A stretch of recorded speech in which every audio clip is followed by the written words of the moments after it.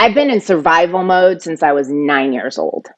So like even when I go into the fear interview, I'm like, anytime fear would speak to me during since I was 9, since my parents divorced, I literally didn't couldn't even listen to it because I just was always in survival mode. I didn't have time to think about, oh well, should I, I did it was like, this is what I gotta do. This is what I gotta do to survive. This is what I gotta do to survive. So constant. So I grew up that way. I'm your host, Tiffany Souter, and this is Scared Confident. I met Jet Trudeau. So her name is JoAnn Trudeau, but her initials are Jet, which is super cool. So she goes by Jet. And I met her 3 or 4 years ago on a work trip. Our husbands worked together, and there was like a reward trip. And so over a period of 4 days, we just spent quite a bit of time together at dinners and walking the city. And that was when I first met her. And Jet is definitely one of those people that when you see her in a room, she has her own presence about her that you can't not notice and remember her. And then just a couple months ago, earlier this year in 2021, my husband and I were invited to her and her husband, Kevin, their vow renewal. And I knew that they had been through some storms as a couple. And I think as you get older, you just start to really look for those people who are real in so many ways. And at this vow renewal, it was real in so many ways. And I left it and I knew I had to have her on this show. I had to get closer to the story. I had to like quietly listen to her heart because she has this juxtaposition of exactly what Scared Confident is about. It is the courage and vulnerability to be completely comfortable in her fear, and yet also this quiet, strong courage that has kept her going through so many things in her life. There's so much here, and we really wanted to be sure that the story was able to be told in its entirety. And so we've cut it into 2 parts. And I encourage you to listen to both of them because you'll see some common threads. They're 2 distinct stories, but they're very connected. And I could tell you the story, but she tells it best.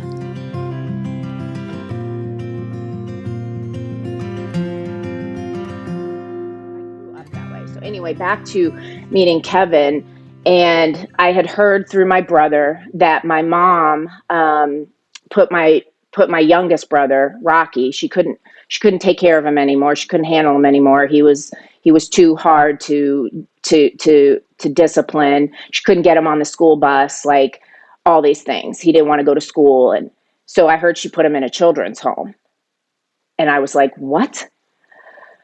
So here I am in Indianapolis. I'm 21. I had been dating Kevin 3 months because on the 3-month mark, he had already proposed to me.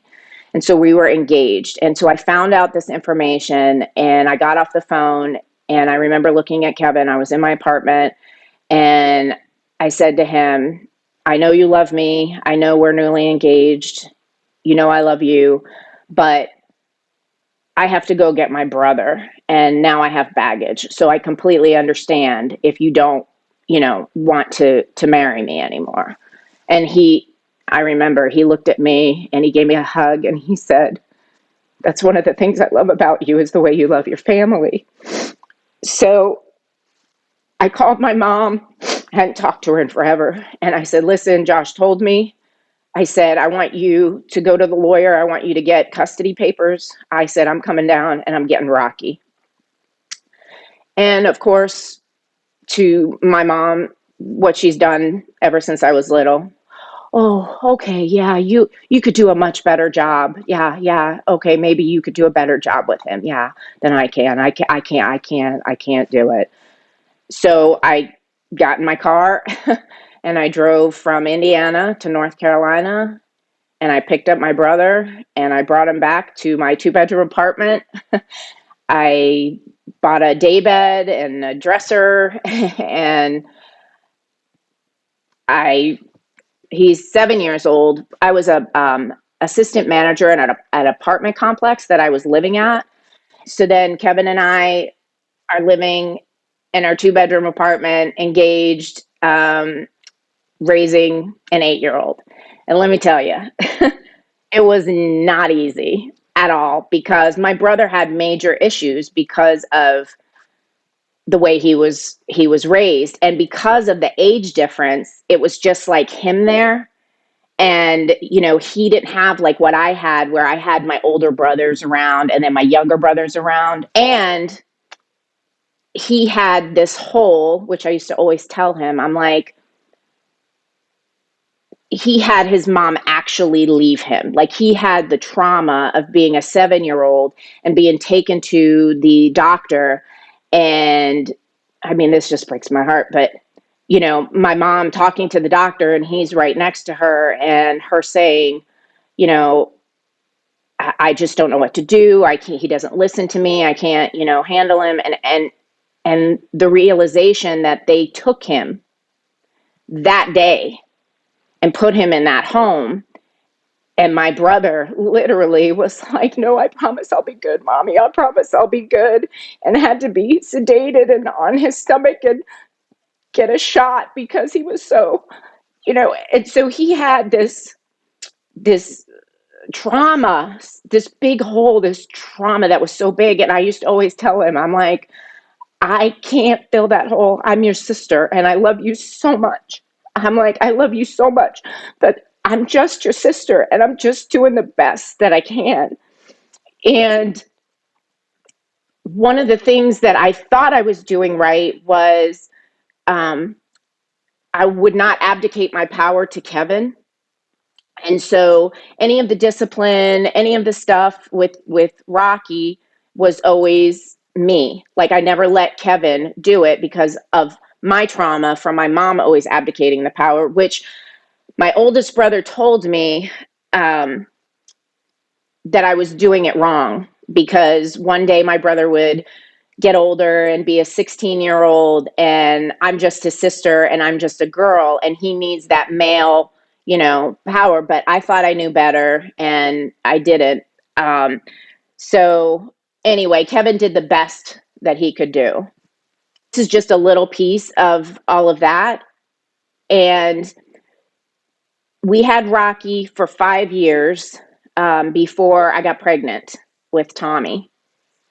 I learned so much with Rocky that it really, I tell my brother, I'm like, you were like an angel, because I learned so much with you that I really credit the good sense that I had as a parent, as a mom with Tommy, to my brother. Like, I learned, like, what you better mean what you say and say what you mean. And there's no bargaining. If I tell you this, like, and then a sense of love, a sense of security, a sense of, you don't have to do anything to earn my love. Like, I love you. You are you. And also, I learned very early on that we are all here on our own separate journeys. We have our own growth. We have our own trials and tribulations. It's all like, even though we're together, we're all on our individual paths. And before Tommy came, when I was pregnant, you want to talk about fear? Whoo, fear. I had huge fears because I was like, what if I turn out like my mom? What if I turn out like my mom? What if I don't have a connection to this child? What if I can't, like, what if I, and it was big. But then when he came, I just had this innate sense that he is his own spirit. I am just having the privilege of being his mom right now.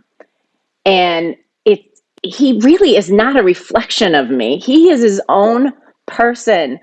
And he is going to tell us who he is and what he came to do and what he came to be and all that. Like, so I had just a really accelerated before I went into it. It wasn't like, oh, if my kid throws a temper tantrum, that's a reflection on me, that kind of thing. Anyway, when I got pregnant with Tommy, back in the day, 21 years ago, they had this new technology that you could, through the hospital, send a box to family members that were out of state. And they could then attach this box somehow to their TV, and you could dial a number, and they could actually see you in the hospital and see, like, it was like the original FaceTime or something. I don't know. Like, it was crazy. So I ordered 2 boxes. I had brothers in New York and I had brothers in North Carolina. So I sent a box to New York and I sent a box to North Carolina. Well, in North Carolina, my mom also was. And my mom stayed closer to one of us, and that was my brother Lenny, who's a year and a half younger than me. He was always sympathetic to her and always more caring to her and always more tolerant and loving to her. And so she stayed a little bit connected to him. Well, he had the box and he told her that he had the box. And so she went over to see Tommy, and that's her first grandson born. And she says now that something happened to her then, that she was just like, she just like immediate connection. And so Lenny is telling me after Tommy's born and I come home from the hospital and everything, and he's like, Mom really wants to come visit you. And I was like, what? Had it been years since you'd spoken to her? Like, yes, I saw her. She came to my wedding, mine and Kevin's wedding. She wasn't going to. And Lenny somehow convinced her to fly out to, because we got married in Lake Tahoe, convinced her to fly out to Lake Tahoe. And that was the first time in several years, like maybe 3, what was it? I guess it would have been 2.5 years, almost 3 years, that she had seen Rocky even. Yeah. So I saw her at my wedding, and then that was it. I never talked to her or anything. So all of a sudden she's like talking about wanting to come visit and like see her grandson. And I remember saying to Kevin, I'm like, she wasn't a mom. Now she wants to be a grandma. I'm like, that's crazy. And Kevin's like, okay, he supported me. But I went to bed. I remember going to bed one night and I remember praying about it. Like, what do I do? Like, what do I do in this situation, God? And it just came so clear to me. I never want to look into my son's eyes and know that I stopped somebody from loving him because of my issues with that person. And I thought, I'm not going to do that. If there's somebody who wants to love my son, then they can love him. He'll figure her out. He'll see what she's all about. And then he won't have a relationship with her. But at least I can say I didn't stop it because of my issues with that person. You know what I mean? yeah. I never stopped anybody from wanting to get to know my son or love my son if that's what they wanted to do. So then she got a plane ticket and she came out, and it was uncomfortable, but she was amazing with this little baby. And I was just like, wow. Like I was in shock. And she was there she came to Indiana. She was there for maybe a week, 4 days or whatever. And because of how I saw she was with him and this little baby, I was like softening up to her a little bit. And then she went home, and then she would call me. She would start calling me and talking to me. How's Tommy? And oh, he's so, and everything. And then she would send me little things for him. And then the next thing I know, she's like, I really want to move to Indiana. And I was like, whoa. And so I told Kevin, and I'll never forget it. Kevin goes, "Are you going to let her?" And I go, "Let her?" I'm like, "She's a grown woman. I'm not." I said, "But I know one thing. I'm not doing anything to help her. This isn't a gravy train. I'm not doing anything to help her. If this is something she wants, she needs to do it on her own."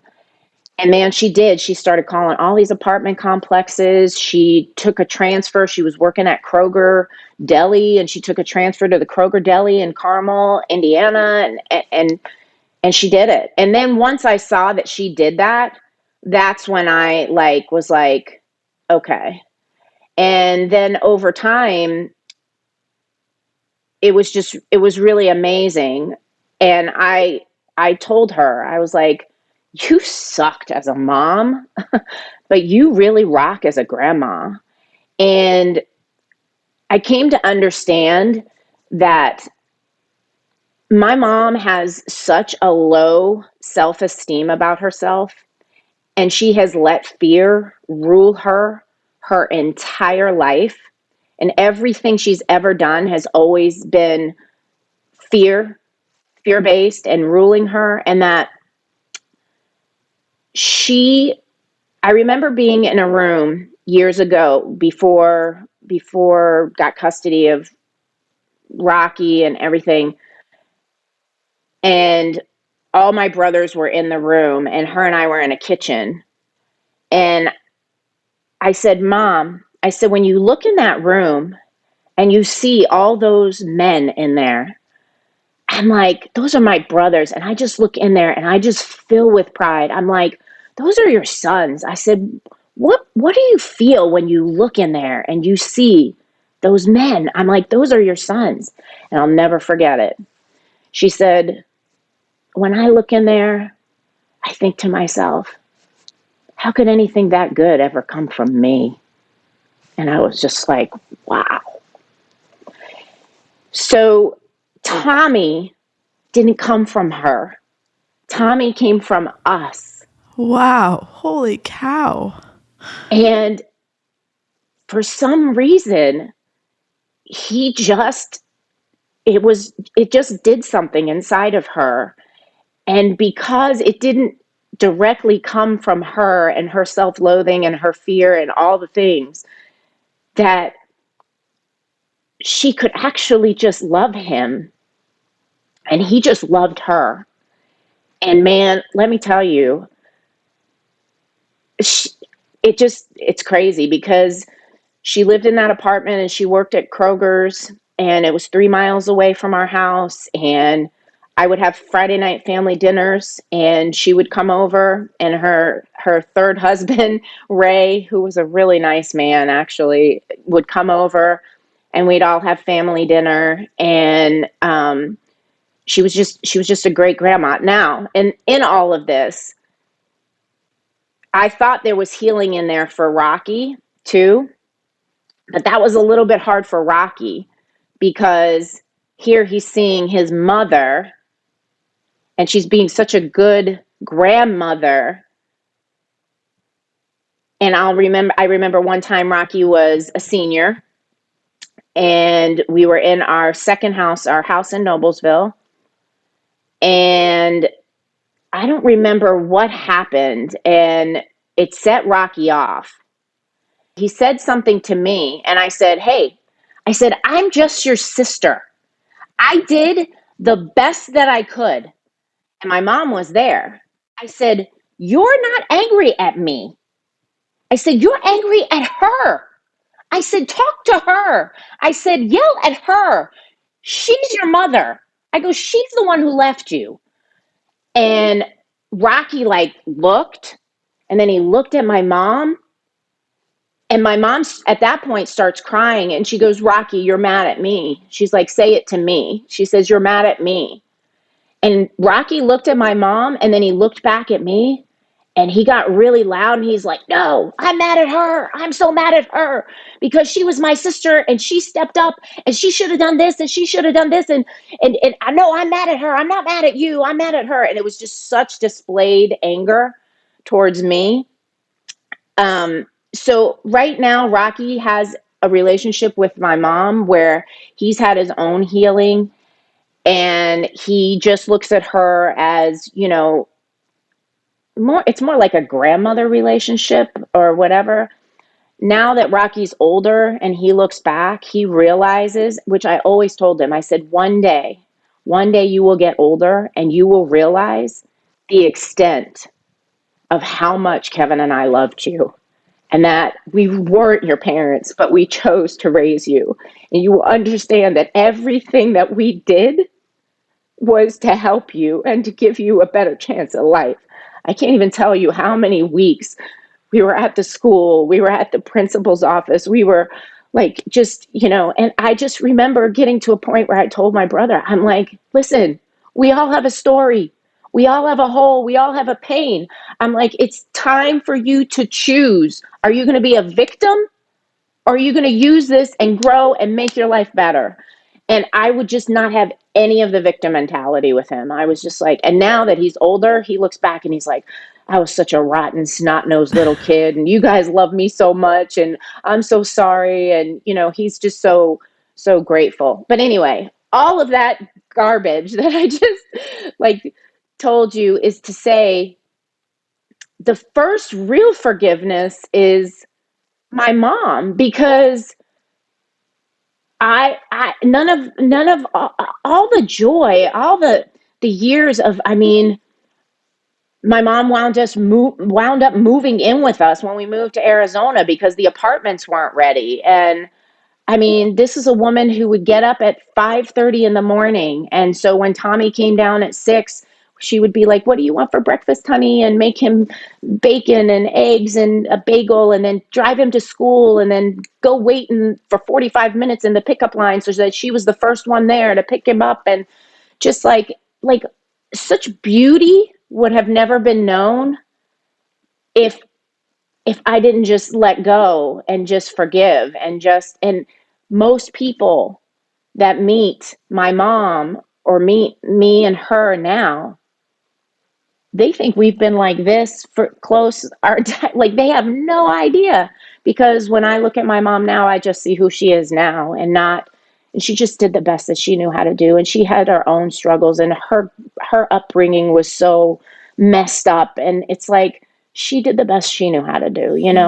So now, to bring us to Kevin and I, and that's what you really wanted to talk about. I think at a basic level, your mom's story is we all have this choice of when and how we get through our fear. And it's so interesting, her association with herself and having the freedom to be able to love maybe in ways that she dreamed of, and couldn't show up even for herself when you guys were young.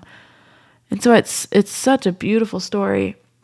I would love to know, Jet, with your mom, before we transition to Kevin, did she ever ask for your forgiveness, or did you have to offer it first? Wow, that's a really good question. I don't remember a time where she ever asked for it.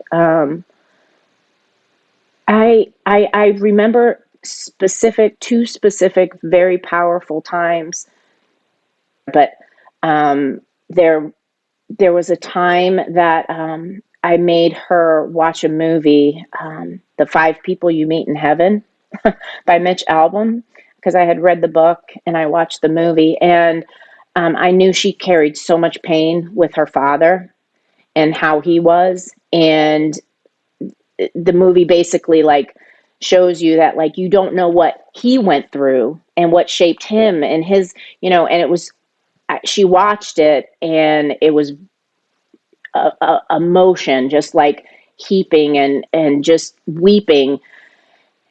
And she to this day will say that movie that my daughter made me watch helped release a lot of what I carried, in understanding you just never know what people go through, and to forgive her father, to actually release and forgive him, which helped her in a way. And then the shack too was very helpful in helping her forgive and release. But still to this day, if you talk to my mom, she's very, my mom tends to always go to the negative. You have to really call her out on it. And one thing I do love about my mom is that I call her out on her shit all the time. And I do it in such a way that I love the fact that my mom will always laugh at herself. But like just tends to be at the negative, go to the negative so quickly. And it's very hard for her to see her worth and her value and what she does bring to the table. She can now more so than she ever could before, but it's a constant reminder to her, a constant reminder to her. You got to constantly pull it out of her. This whole fear journey for me even was your initial, listening to your initial interview as Fear. I was like, wow, that is so vulnerable. That was so vulnerable and beautiful. And even at times, like scared. I was scared. Totally. I was scared for you because of the vulnerability that you showed. And then I applied it all to me. And I was like, it's such a different, it just shows up so differently in everybody's different journey. Like where you would be like vulnerable in the fact of fear, like saying to you, like, you're going to fail or something like that. Like I was trying to explain to Kevin, I'm like, I don't have that because when fear starts to tell me stuff like you're going to fail or you're not going to succeed or like my automatic default is that survival jet mode is like shut the f up because like you don't even know, like I've been through it all. Like are you kidding me? Like are you kidding me? But when fear talks to me, and this is so weird, Tiffany, but I'm just telling you, and I've talked with Kevin for a long time about it. But when fear tells me you are so fat, you are so ugly, when fear tells me anything on the physical side, holy shit, I believe everything it says, and I don't know another way because fear has spoke to me throughout all of this, even in survival mode, like through my whole life. Fear knows that it can't get me on the other side. Yeah. Because, like, for example, if I have to get in front of a room full of people and all eyes are on me, like, it starts. You are so fat. You are so ugly. Everybody's looking at you going, what happened to her? Ugh. Like, how? Ugh. Like, it's just crazy how fear can speak to me that way. And I did the fear interview and I got all the way through it. And to the end, when it was like, okay, now that you know that this is fear and this is what fear is saying to you, what can you say to it? I am at a loss because I've been hearing it for so long in my life that I don't know a time that I don't have that going on. And so I don't even know what to say to it. So anyway, I say all this because you've had successful people and you've had people talking about their fear at that level. But I mean, have you ever even talked to somebody who has that kind of fear? Like that speaks to you in that way? Like, I don't know. That may be a whole nother like thing to even Well, look at. I think we're all experts on our own journey, but I can share with you kind of what I hear from you and kind of play it back to you and see if it connects at all. I think in some ways your heart is so good that I think fear knows it can't quiet that, but the way that it makes you stand back from the impact that you can have because your heart literally is so good is by creating this like literal physical barrier where you don't step into the size, like the fullness of which you can love the people and space and things around you, because suddenly on that barrier you see yourself from the outside in. Wow. All other times when you're just doing your thing, you see yourself from the inside out. And you know the purity of your motives, but in that moment you cross this sort of like barrier. Wow. And suddenly you see yourself from the outside in. And wow. That is when I think all this judgment comes, is you're like, but so I don't know. Wow, that was big for me. Thank you. It's like, that is what I feel like is fear wants to make me small. It's like, be small, be small. It's like, no, like when you think about the generational change that was able to occur in that moment that you decided to step towards your mom, even lean towards her. Think about the change.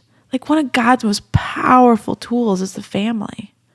100%. Why wouldn't it be the thing that he attacked? And it's like he's been working on it for 50, 60, 70, 80, 90 years.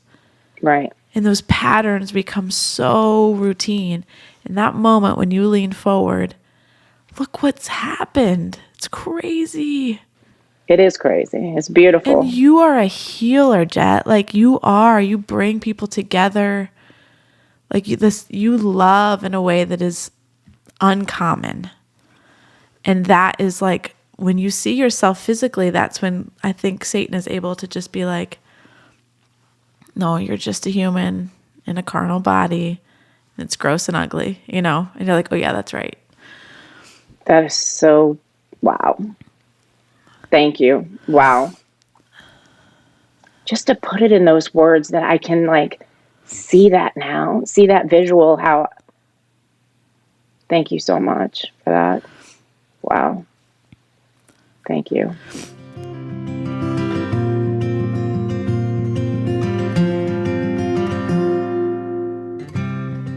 I think for women, there's a lot of times that our physical appearance can hold us back in a lot of ways. And that can make us act in ways that aren't maybe as true to our own natural like motives and ambitions. And when you think about the people in your life, you don't experience them in their physical body. You experience them through the lens of their character, through their values, through the amount that they care, through what they're willing to give, and the way that they love you and the way that they make you feel. And yet we don't view ourselves that way. Oftentimes when we see ourselves from a distance, we first look at the outside of ourselves. And when Jet was able to see how I experience her, how so many around her experience her, she was able to like remove her caricature of herself in her mind's eye and replace it with the way that we see and love her.